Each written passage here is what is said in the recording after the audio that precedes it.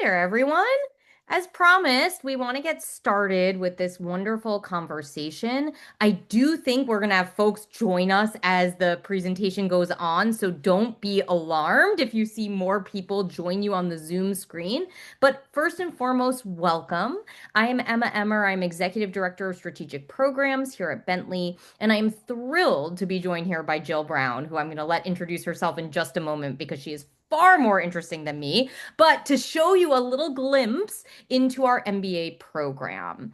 This session is designed to just give you a taste of what you might learn as part of an MBA program. Granted, and Jill can speak to this, MBA programs are varied. People engage them in very different ways. There's so many different topics covered, but this will give you a little sense of what a classroom might look like here at Bentley. Now, I will say, despite me saying that, uh, this is different than a typical classroom here at Bentley in that our classrooms are very engaging. They're very multidimensional. There's a lot of opportunity to ask questions and bring up curiosities. There's a lot of discussion, and some of that will be present today, but maybe not quite as much as in a typical classroom. But certainly you'll learn from Jill and you'll get to understand a little bit more how we think about things here at Bentley. Just the last bit of reminders that I will do before we hop into this conversation with Jill is that I'm very hopeful you will use the chat or the Q&A feature in order to pose any questions you have over the course of this conversation, either on the topic that Jill is engaging us on or about the MBA in general. We will have some time at the end of the session to answer questions about the MBA and how to access it and how to join us here. So with that, Jill, I'd love you to introduce yourself to this wonderful group of people. Sure, sure. Hi, everybody. My name is Jill Brown. I'm a professor in the management department here at Bentley University. I've been at Bentley for about 14 years now. I also have a shared professorship in ethics. So I'm the Heiken Professor of Ethics here at Bentley. I teach classes at the undergraduate, graduate master's level, and PhD levels here at the university. And I thought today I'd just kind of share a little bit with you about one of the modules that we address in the strategy class in the MBA program. So in this module, in the strategy class in the MBA program, the topic is about ethics, ethics in action, the challenges around strategy and ethics. And so that's where I'm going to begin. Again, if you have any questions, you can put them in the chat. I am concentrating on ethics today, but in general, when you take a strategy class in an MBA program, we often consider it kind of a capstone course or a holistic course. It's a little bit of economics, it's a little bit of finance, it's a little bit of marketing, it's a little bit of management. And so we kind of pull it all together. We often use case-based examples in the MBA classes. And so again, this is just one little segment of what you might see in a session in an MBA class. And so that's where we'll begin. So I'm going to share my screen. There we go. Let me just rearrange something so I can, there we go. So can you give me the thumbs up? Emma, can you see my screen okay? All I sure right, there can. you Looks go, beautiful. everybody. Excellent. So today I thought to, again, talk about ethics and strategy, but here's the big question. Is ethics in strategy an oxymoron? I mean, can you really have ethics in strategy? If we look at the lists of scandals that we've had over the years, one might say, oh, wow, these two things do not go together at all. Because often, and this is just a small list, often the unethical behaviors come from the pressures to perform. That is very much a part of strategy, right? You create strategies in organizations for competitive advantage, for above average performance relative to your peers over a number of years. Ethics may actually compromise some of your capabilities to get the the highest revenue, at a moment in time. But sometimes it could actually help get even higher revenues. But oftentimes, these two things, ethics and strategies, seem to kind of bump up against each other in the context of strategic decision making. And guess what? I update this slide every class when I'm doing an MBA class because unfortunately, just when I think maybe we've had enough ethics training that we don't have this problem, another scandal happens. So it's ethics is always timely and unfortunately many times because of those pressures to perform. So here you go. Here's the big question again, where is ethics? And I also say corporate social responsibility because CSR is where I do a lot of my research and ethics is one component of that. Where is ethics if you think about it in strategy? And if you were in my class in person, I would say to you, hey, everybody, take a look at this. Where do you think, I could put it in the chat if you're interested, but where in this do you see ethics? Hmm. Do, do, do, do, do, do, do. I'm not seeing it anywhere. Well, where might you see it? People will often say, maybe up here in the vision and the mission, maybe somewhere around, I don't know, cooperative strategy. That sounds like it may be ethicsy. Maybe in corporate governance. But guess what? This is a this is a picture from a very widely used textbook. And it's actually captured way back here in chapter 12 under strategic leadership.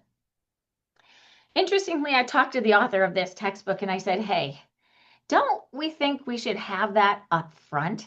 And so in the next edition, they did end up putting ethics in the second chapter of the book. But too often, ethics gets gobbled up or kind of discounted in thinking about competitive dynamics and strategic above average performance outcomes. Why does this happen? Well, there are often parallels between sports and business. Sports and business. It kind of makes sense, right? When you're involved in a sports event or you're on a sports team, the goal is to win. The goal is to defeat your competitor, knock them out, be the best, take the ball to the goal, whatever it may be. But when we look to sports, unfortunately, we see the same phenomenon, right? That ethics in sports may be an oxymoron. And this is a quote, everybody does everything they can to possibly get a little bit of an edge. I mean, back then it wasn't illegal, but it was illegal. Like our guys used to spray, and everybody did at the time, silicone on their jerseys, the linemen, so that the defensive linemen couldn't get a hold of them. And the defensive linemen did it so the offensive linemen couldn't get a hold of them. It's a game. Everybody wants to win, so you do whatever you can to make it happen. And unfortunately, that can get translated into this quote, if you ain't cheating, you ain't competing. And that's not a Jill Brown quote. I used to name, but I'm not going to say it, but a very famous Hall of Fame quarterback of a large pro football team in the southeastern United States. This was a line that he used, and this is his quote. So if we look to ethics in sports as an exemplar for how we should be in business, or a mirror even for how we should be in the business, we still have problems. So what is the problem? Why do we not talk about ethics a lot in strategy, and why do we need to talk about it in an MBA program at Bentley University? Well, here's the problem, and you can break it down to 6 of them, and I'll go through these fairly quickly. Ethics is implicit. And what I mean by that, it's kind of in the background. It's inside the organization. You don't see it, you don't feel it, you don't touch it. It's just implicit. So maybe that's why we don't talk about it too much. It's discretionary, meaning companies use it often as an afterthought or maybe after a crisis. And there are plenty of examples of that. Volkswagen got caught in an emissions scandal, but actually they rebounded very, very quickly. Because you know what? They had a reputation for ethical behavior prior to that incident. So ethics, good ethics, and great ethical behaviors can actually be kind of a risk management strategy for a company. And Volkswagen is evidence of that. The pressures to perform. I talked about this. Bottom line performance. I am not a fan of quarterly earnings reports by the SEC because that is pressure on a company to show every 3 months an increase in profits or an increase in revenue. And that puts pressure that often leads to some unethical behaviors and often illegal behaviors. Now, one thing I'll point out is ethics and the law, these are two different things. We always say the law is the minimum standard for ethics. And that plays out in that we have many circumstances, many things that happen in business that are seen to be unethical, and then they later change the laws to address those things. So that's why we say the law is the minimum standard because the ethical standards supersede that. So those pressures to perform. Also, many companies fail to make this what we call a paradigm shift. Paradigm means a way of thinking. So we see the failure to make a change in the thinking to a stakeholder focus from a shareholder focus.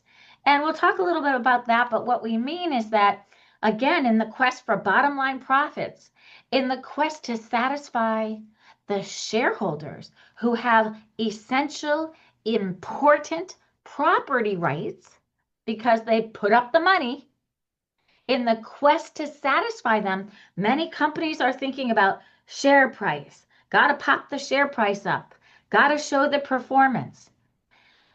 But they often do that and give up the larger focus, which is also important to business, which is a stakeholder. They think about all their stakeholder groups. The fifth element about why there might be a problem is ethical dilemmas. And oh boy, we could teach, well, we do teach a whole course on ethical dilemmas. Um, and what you may have heard the slippery slope. It's we always talk about the big Enron scandal in the United States, right? The CEO of Enron, Kenneth Lay, probably did not wake up in the morning and say, you know what? I'm gonna screw all these shareholders. I'm going to steal all this money and I'm going to devalue Enron, make it go bankrupt and end up in jail. Nobody starts out thinking I'm going to be unethical and I'm going to be illegal, but they go down a slippery slope. In the case of Kenneth Lay, he always said, my shareholders were expecting big returns every quarter. And that for a large energy company, well, it's a multidisciplinary company, it was not possible.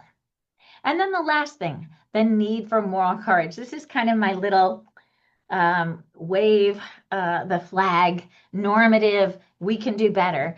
A lot of these things to behave ethically in business requires moral courage at the individual level. It requires you, it requires me, our supervisors, the people who report to us, a lot of conversations and a lot of opportunities for people to dig deep and call out unethical behaviors and to really take the reins of moral courage. I work with a lot of businesses on this, by the way, because there are ways to solve that, to get moral courage. It's not intrinsic. We're not born with it. It's a learned behavior. And so role playing, for example, can benefit many companies to kind of understand what that means. So these are the 6 things. Let's go through a couple of them in in a couple minutes, and I'll go pretty quickly. But again, if you have any questions, you can always interrupt. So I said, remember, ethics is implicit. That's one of the problems. This is actually a pyramid that was developed by my mentor at the University of Georgia, who's often called the father of corporate social responsibility, Archie Carroll. Shameless self-promotion. We have a book together. There you go. Anyway, Archie came up with this diagram back in 1979. It's been cited over 22,000 times in Business Horizons, and it shows that ethics is part of a firm's overall corporate social responsibility, which has 4 dimensions. This is the one people often forget when they think about CSR. You have to make money. There's an economic responsibility to your employees, to your shareholders, so you have to be profitable. You also have to obey the law. Now, when we get to the ethical part of it, now you don't have to be ethical, but it is expected. It's expected that companies are going to perform ethically. And then at the top there, philanthropic responsibilities, it is desired that businesses give back, that they give back to society, that they donate money and volunteer and try to clean up dirty water in rivers. That's kind of something that we desire of businesses. So you get what I had going on here. We Miss have, Brown, yes. Jill, I just have a quick question. Oh, So, sure. yeah, I might not be able to watch the whole webinar, but I appreciate the chance of being able to attend this great class. I Sure. like this pyramid a lot, and I do like that be profitable is also a part of ethics, of course. Let me ask you a question. When we talk about corporate citizens, even like private companies, what is more important from the ethical standpoint? The employees, people who are working for the head of, like department head of the company, or clients who are paying money? Yeah. So both of these are important stakeholders, right? And we actually call them they're both what we call primary stakeholders, your employees and your customers or your clients. So they're primary. So we don't rank them. We don't say that one is more salient at the other than the other unless there's a context. So, for example, I teach this case about a company that has to make a decision about their emissions. Their emissions are out of range for the EPA in the US, and they have an opportunity to move their business from Texas across the border to Mexico and escape all regulations for these emissions. But in this case, when we're talking about employees or customers, the employees in this case are more important than the customers because the customers aren't necessarily hurt by this transition, but the employees are definitely hurt if the factory moves to another place. So when I say context, that's what I mean. Now, but again, they're both primary. Businesses need employees and they need customers to stay in business. That's where they're primary. And they're also what we call distally close. They're close stakeholders versus some of the others like the government or we can talk about activist groups or the media. These are all stakeholders that are considered secondary stakeholders. And so in that context, both customers and your employees would be more important than these more distal or distant secondary stakeholders. But you're actually in stakeholder land right now, too. And I'm actually going to talk about that in a minute. But it's a great question. And I guess the short answer is it depends. It depends on the context. I do agree with you completely that they're both primary stakeholders and it does depend. But just like looking at a very high level, if employees are not happy, they're not treated fairly with justice, they would just leave the company, and the company still can care a lot about their clients, customers, contractors. But how would they survive if employees are not there? So Well, that's it's like, exactly yeah. it. That's why, in that case, just as I had said, the employee would be more important than the customer in that case, in terms of important focus for the business. So you're right on. That's exactly the case there. You're absolutely right on with that, Elena. Good. Excellent. Any more questions before I keep on rocking and rolling? All right. Next up, the second one, ethics as discretionary post-crisis. Again, this is a problem. It should be right up front. It should be number one, right? It should be number one. Well, remember I talked about Volkswagen. Oftentimes, ethics isn't thought about until it needs to be thought about. And unfortunately, it needs to be thought about when a company's had an unethical incident. So, I've written a lot about this and the importance of preserving your corporate reputation. The fact that you want to, if you're behaving ethically overall, there's fraud prevention that's built into that. You could mitigate any court penalties if you do something wrong, as if you are considered an ethical company by your stakeholders. So it can be used as a strategy, a risk management strategy. But unfortunately, companies often think of it as just a post-crisis or discretionary thing. Another problem Ethics as an Afterthought at the Top.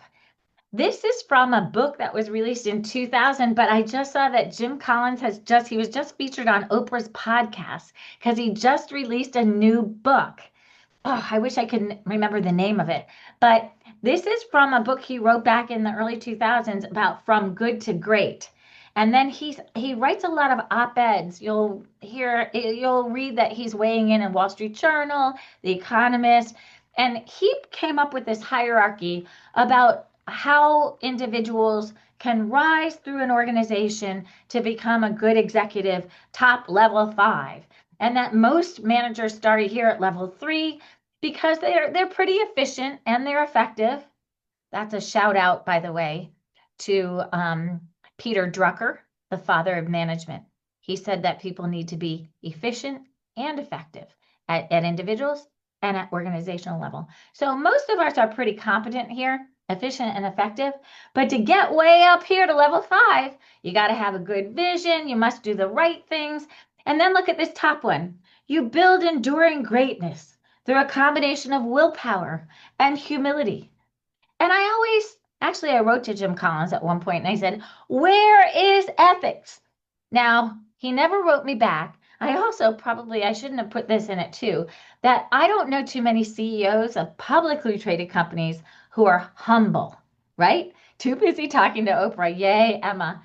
But, hopefully, really that level 5 executive has some combination of humility. But too often, ethics at the top, by the top management team, they're not sitting around talking about, so how are ethical strategies these days? How are we doing with ethics?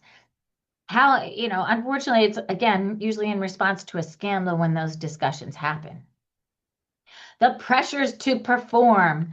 And I put healthcare in here because we have quite a few students in the healthcare industry in our MBA classes because we're in Boston. We have a lot of healthcare companies, biotech, biopharma. But but this applies across all different industries. These did I have 5 or 6 things are the antecedents, the things that lead to bad behaviors. These are the things that lead to unethical and illegal. Usually illegal this is where they do go together. The performance pressures, we've talked about that. The behavior of your superiors. You look to your boss and say, hey, they're using the company credit card to fly down to Miami for vacation. I can do that too, right? This is where you look to the performance of your superior, and then you decide if you're going to conform or not. Personal economic pressures. I'll never forget, again, coming back to Enron, no, it wasn't Enron, it was WorldCom. When Bernie Ebbers was being led off to jail, this is in the early 2000s when all the big scandals. Bernie Ebbers, he's going off to jail. He got 25 years sentencing for fraud, manipulation of monies, or earnings management with WorldCom. He said, well, what do I know? He said, I was a phys ed major in college. I didn't take an accounting course. I thought that was pretty funny. But then he said, I keep getting beat up by my board to produce. So I had to figure out ways to come up with more revenues. And what he was found to have done, he was front loading revenues. So he was piling revenues from the next year into his current year. That's just one, and that was the minor side of things. He also was fraudulent. I heard at one point he bought a llama farm. I think that's what it was. He was using the company money like a debit card, basically. So personal economic pressures, weak ethical leadership, poor moral climate, overconfidence, or self-serving bias. All of these things can lead to poor ethics, and it's all kind of bundled under these pressures to perform. And then, is it Elena? Am I saying that correct? Elena, to your point earlier, companies have to think about stakeholders. But if they're not thinking about all of their stakeholders, so holistically, then they may be unethical. I'm just going to think about my bottom line and my shareholders. Screw the supplier. I don't care if I'm negotiating with them every 2 months and beating down their pricing. It's okay. I got to show my bottom line, and it's all about the shareholders. That's an example, right? And I'm not going to go through this, but I'll make these slides available if you want to see them. Again, we use them in our classes, but there's a big debate. Back in the day, there was a famous economist, Milton Friedman, and he's often associated with greed is good, because Milton Friedman really said shareholders have the property rights, so they should be your primary focus. And then he kind of bumped up against stakeholder theory, which was actually developed at, I don't want to promote another MBA, but the Darden School at University of Virginia by my friend Ed Freeman. He's got a podcast. I was just on his podcast. And he said, no, no, no, no, no. We have to shift our way of thinking. And this is his logic. If we can somehow satisfy the supplier, the government, the media, the employees, the customers, or at least take into consideration all of their claims, then companies will benefit. Companies will benefit from this fairness of exchange, the reciprocity that comes from it, and profits will increase. And so you can see how Milton Friedman's story around shareholder number one might bump up against Ed Freeman's arguments around stakeholders. So these are famous YouTubes that you can find back in the day. And actually, at the end, the last one, Ed says at the Business Roundtable, he says, you know what? I think if Milton Friedman was alive today, he would be a stakeholder theorist. So, it's the idea that we make a paradigm shift, we make a mental shift in the strategic decision makings around a company towards thinking about all your stakeholders. And in fact, we've developed models. This was developed by a friend of mine at BYU, Brad Agel. And he said, you know what? To Elena's point earlier, how do we figure out which stakeholders to pay attention to? And Brad came up with this model that says, well, maybe if we think about the power, legitimacy, and urgency of each one of our stakeholders, we can figure out which ones to pay attention to first. So Elena, for example, in your discussion around employees or customers, we might say that the employees, we know they're legitimate. We know that employees sometimes have power, not always. If it's in a union environment, they may have power, or if they've won battles against the company before, or if they tend to be more homogeneous, so they band together, then they would maybe have power. And then the urgency of their claim, if the employees claim against an organization, what they expect is urgent. I want fair wages, I want a safe working environment. Then Elena, guess what? The employees become a definitive stakeholder. So number one, that's who we talk to first. But you see, then you move to the ones who satisfy at least two of these, the dominant stakeholder. The dangerous stakeholder is the one who is powerful and has an urgency. So activist groups often fall here because activist groups may be perceived to be legitimate, but some people might not consider a certain activist group legitimate. So that's why they're kind of dangerous. They've got power, they've got an urgency, and that means it's dangerous to the firm, so they better work with that activist group. Okay? So anyway, it's just a little tool that has a very good application to real business contexts. And so I use this a lot when I'm consulting with companies about big decisions. Next up, ethical dilemmas. Woo! Again, this is one of my favorite because it's pretty juicy. But ethical dilemmas are maybe too complex for strategy. It would be really hard for all the upper echelons to kind of look down and see where are the opportunities for our people, our employees, our decision makers to go down the slippery slope. Where are these ethical dilemmas where there's not a right or a wrong answer? It's just two what we call moral imperatives conflict. I'll repeat that. An ethical dilemma is where two moral imperatives conflict. So what we mean by that is I need to have bottom line profits, but I also need to protect the safety of my employees in a workforce.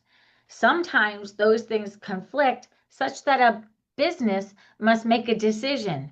Do I think about my economic or do I think about my safety? So you think about values and conflicting values. They're not the same as compliance. Compliance and ethics, not the same. Not the same as legal issues. These are true ethical dilemmas, okay? And so they're a complex situation. It can't be predicted. A mental conflict between two moral imperatives to obey one would result in transgressing the other. And you can think about some of these values: fairness, justice, safety, honesty, transparency, objectivity. And guess what? Oftentimes for business, it's paying out money, the economic, versus some of these other things. And I'll give you an example. I have it here, DTC. This is, oh, good, Elena, workforce safety and well-being, probably the most important. Oh, I know where you have your orientation, Elena. I love it that you're thinking about employee safety and well-being, because that is a very important value set. Let me tell you this concept of direct-to-consumer advertising. I don't know if any of you are in the pharma industry, but this is a common practice in pharma. And it means that you'll see them on TV, the ads about new drugs that are on the market. And right, they have, the happy couple dancing because they found the magic pill. And then in the next line, there's all in little font. You can't even read it, all the side effects and the terrible things that could happen to you. Well, that's an example of direct to consumer. They're marketing directly to you. Let me give you a story. When my daughter, who's now 36, and she'd probably be mortified about this, when she was 12, she came running into my kitchen. I was cooking dinner, and she said, Mom, come here, you've got to get this for me. And she grabbed my arm, brought me into the TV room, and said, get this for me. And I looked, and it was an advertisement for birth control pills. So I thought, oh, be cool, mom. Be cool, mom. Be a cool mom. Be a cool mom. She's sharing. Be cool. So I said, oh, okay. Let's talk about this. And I actually said, she teases me. I go, I thought you and Preston were just friends. And she goes, what are you talking about? And I said, well, what are you talking about? And she said, it says it's going to clear up my skin. And the whole focus of this ad was on clearing your complexion. And it was a young woman in this advertisement. Now, some people will say that's deceptive. It wasn't deceptive advertising, because they did talk about birth control at some point. They had all the right little font pages there with all the side effects. So it's not illegal. Is it unethical? Well, I don't know that it's unethical, but it presents an ethical dilemma. And it's around information. We all like information about new drugs coming on market or drugs that are there. But there's also a possibility for disinformation. We're interpreting it wrong. And we're going to our doctors and saying, give me this for my acne. And the doctor is saying, whoa, I don't even know how to deal with this. And that's just one example, but you can see how that direct-to-consumer advertising presents an ethical dilemma for pharma companies. To what extent is the value of providing more information and the benefits to us, cha-ching, cha-ching, worth it versus the potential harms on the other side to our consumers, to our physicians, and to other pharma companies? So there you go. Sorry for interrupting. Oh, Just keep wanted to say interrupting. that my personal experience when we watch a movie at home and there is this advertisements of drugs, pharma, anything, and then they talk about these very dangerous side effects, which include death and suicide. Like there is antidepressant that the major side effect is suicide. Like how does that align? So for me personally, seeing these advertisements, I can very relate to your daughter. It just traumatizes me. Just hearing Sure. the side effects. Yeah. Like why do I need to see this in my TV when I just want to watch a movie after a work day and just have a relaxing, nice I time? know. No, you are spot on. And here's a little funny little tidbit. Do you all remember when Meghan Markle and Harry were having their big interview with Oprah about their leaving the United Kingdom? I don't know if you remember this, but it was broadcast all over the world. So people in the UK were watching it. But you know what the big chatter was about after that interview? It wasn't about the interview, it was that the commercial breaks were advertisements for drugs, for pills. And in the UK, that's not allowed. It's illegal. And so all over the Financial Times, all of the pundits in the UK were like, what is this with these Americans advertising for pills in the middle of the big discussion with Harry and Meghan Markle? Jill, let me ask you a question. What is it that, for example, in Europe, some of the antibiotics can be bought over the counter without a prescription? Here it is illegal, but seen Yeah. as here and there about different Sure. prescriptions is legal. Yes, I know. Well, we do have different regulatory systems. A lot of times in Europe, for example, they kind of lead the charge for new regulations for us. So, for example, right now, maybe what's leading the charge is all the social auditing and social reporting we have to do about environmental issues. That's a big thing. And protecting your privacy in Europe, your data privacy, that's all regulated in Europe. And then sometimes it just trickles really slowly, but back to the United States, we begin to adopt some of these things. But what you're speaking to is just the difference in the regulations and the legal systems between two different countries. I don't know what the thought process is in Europe about why it would be okay to get antibiotics without a prescription, but I'm sure it's the same kind of thing. Do we open up the door for people to use it and potentially use it in bad ways or too much and reduce their immune systems and things like that? Or do we regulate it here in the US by making it prescribed by a doctor? So similar kind of a dilemma I as direct to consumer. Sorry for that. I'm Oh, jumping in. I'm gonna stop sure. having the dialogue with you Yeah, because no, this class intending multiple people. I personally, from my experience living in the United States over a decade, I really like and I do support the fact that antibiotics prescribed only in the worst case scenarios when they're really needed. Because I sure. do believe that they weaken immune system, the body will get used to them, and then over time, when the body will really need, there will be some infection that antibiotic will be required. The immune system will just not be able to cooperate with Right. antibiotic, and it will be just very bad. Sure. Absolutely. I think that's the big argument here about making sure more, it's regulated more and within the purview of the physician. So good. Yes. Okay, so that's ethical dilemmas. I gave you a nice little example of that. And causes, just a little note here because I don't want to run out of time, but the causes of these ethical dilemmas are different than those other things where we said those things, performance pressures, those weak ethical, those are for bad behaviors. So it leads to bad behaviors. When we're talking about ethical dilemmas, it's all created by the context. And so I gave you the example of direct to consumer advertising. Another example is a case that I picked up on and wrote about in my textbook around insurance, life insurance policies that are called dead peasant life insurance policies. Elena, this is right up your alley, so listen because this is about employees. But this is where companies in the United States take out insurance policies on their employees, so they pay premiums to take out these insurance policies on their employees, and on lower level employees, not the upper echelons that are very important to the corporation, on lower level employees, and they don't tell them. It's not transparent.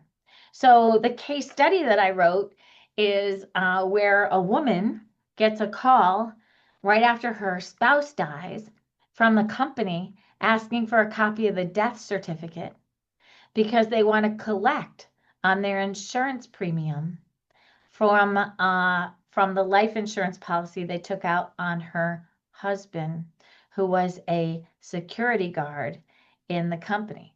So it's a hypothetical case, but it actually is true in practice. And in the case I show, there are big companies, Wells Fargo Bank, Walmart, Dow Chemical, who have collected tens of thousands of dollars on the deaths of their employees. Now, here's the good news. I wrote about that in 2003 for my first time.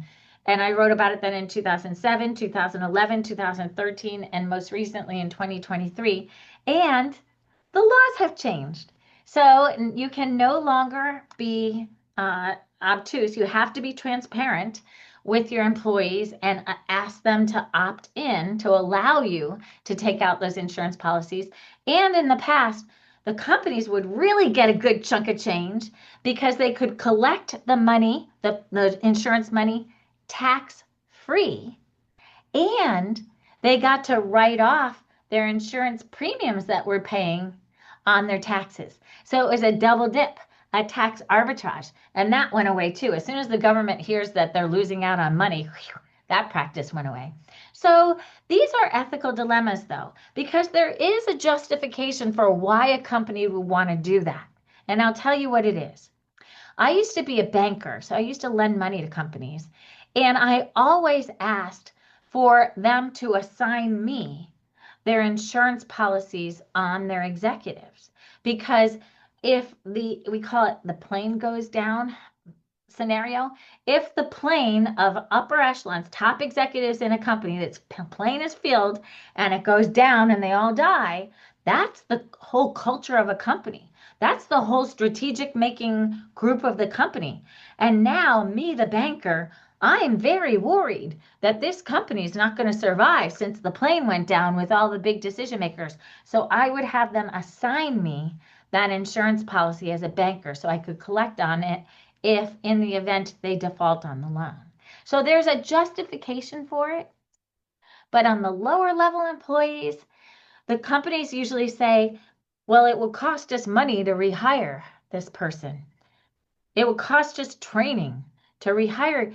But if you're talking about people with low skill sets, so they're generalizable, there's a lot of people available to take those, there you go. That would be hard to justify.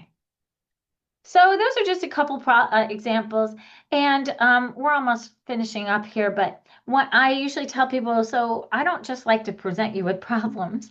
I want to give you some tools to solve them. So when you're faced with an ethical dilemma, oh, what do?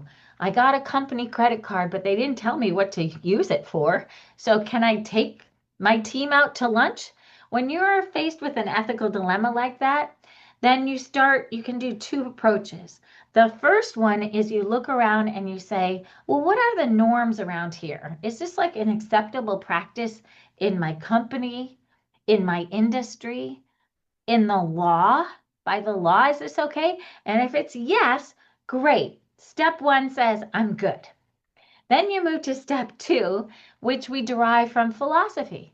And it's what we call the prescriptive approach. What should we do? What should be done? And you look at three areas. What are the consequences of my decision? What are the duties I have in my decision?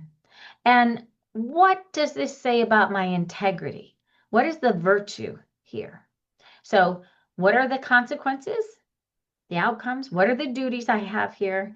And is this my best behavior? Is this done with integrity? So guess what?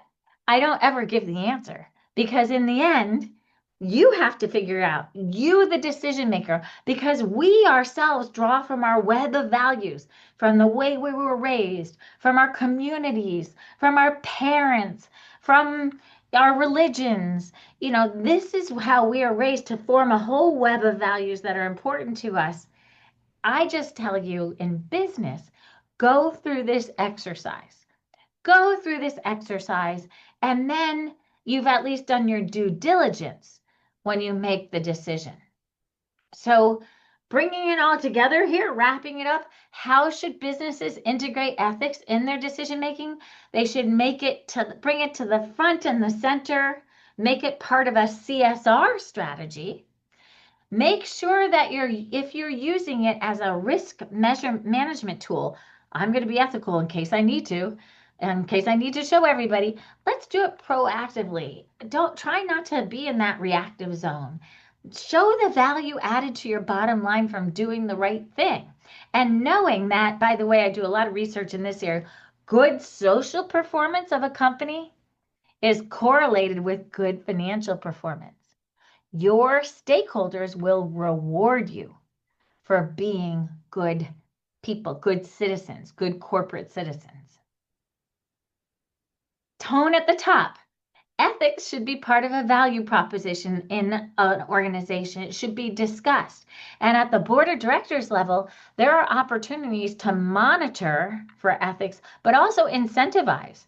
We never think about incentivizing people for good behaviors. We expect it, but we've never made it explicit. So think about how you might, maybe you referred business to another part of the company and you checked to make sure there was no conflict of interest.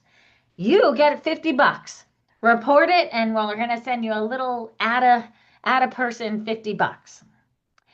The fourth thing, stakeholder management is a part of strategy. So if you do what Elena was asking us to do and look and see who are stakeholders, who most important in this context, then it will pay off for you with what we call shared value across your stakeholders. And then the slippery slope. And this is where I promise you, I'm not the Sunday school teacher in my strategy class, because I could easily go, do the right thing, be good in business. But I just like to present that we've got these great tools to help us figure out what to do when we're faced with an ethical dilemma. Because if we do that, then guess what? This last thing, we end up presenting this amazing, compelling vision to guide everybody up the ladder to superior performance. And that's the whole concept around going good to great. I've got all my references here, which the majority of them are from literature that I use in my research. And there's yes, I shamelessly self-cite with my textbook at the top there. And that's what we have for you today. Oh my gosh, Jill, this was fascinating. I am so grateful for you taking this time to get us thinking about ethical decision making in businesses, why we might not make good ethical decisions. And so, truly, this was an extraordinary 50 minutes with you. And so, I hope everyone on the line is feeling as energized as I am. I am ready to take 15 classes with Jill. So, I do just want to take 2 minutes of folks' time just to talk about ways to stay connected with us. However, while I'm doing that, I hope you all will either put some questions in the chat for us, or as Elena, I'm so glad that you came off mute and were engaging Jill, because again, our typical coursework is very discussion based and very engaged. And so I'm glad that you felt comfortable doing that with us. But while others are thinking about their question set, I just want to take 2 seconds about how to stay in touch with us after this conversation. And so the first thing I'm really going to call your eye to is this second QR code. This is a way to set up time with someone on our admissions team to continue a conversation. So to think about, hey, Jill's class really energized me. What are ways that I could join the Bentley community that are associated with my goals? Is that joining an MBA? Is that taking a couple courses as a non-degree student? Is that looking at an executive and professional education course? And so I'd really urge you to talk to someone on our team about why you find this compelling, why you're interested in this kind of learning, and we can help support you in navigating where the right place to land might be. Another thing I'm just going to call out briefly is that we do have a robust YouTube page where we have other courses like this one that you can watch and see, hey, what does it mean for Iris Bergero, our program director for the MBA, to teach on global management? It's going to look and feel different than Jill's course. Similarly, what does it look like to take an analytics course here? What does it look like to take an accounting course here? And I want you to see all of that. I think you're going to see some similarity across Bentley because I think our faculty is really devoted to engaged teaching. And so I think you'll see some similarities, but you're also going to see things that are different. And I want you to experience all of that. On that YouTube page, we also have things like information sessions. So if you're just curious about um, programs and you want to understand, wait, how many classes do I take in that MBA or how do I apply? That's a wonderful place to get that information as well. Jill, thank you. It looks like Jill is willing to connect with all of you Yeah, individually. So sure. kind. Yeah, reach out to me. It may take me a day or so to respond, but that's my email. It's just jbrown@bentley.edu. You know, one of the benefits of teaching in the MBA program, or really teaching anything at Bentley, is we professors learn from you. Yes. We take everything you are experiencing out there in business, and we love to hear from you. And then you inform the cases that we use in our class. We can have great discussions about new concepts that are out there. Everybody wants to do something about AI these days. We got a lot going on with AI and generative AI and all of these things across all of our MBA classes. And anyway, I would really happy to connect with any of you. I'm going to put my own little pitch in here too.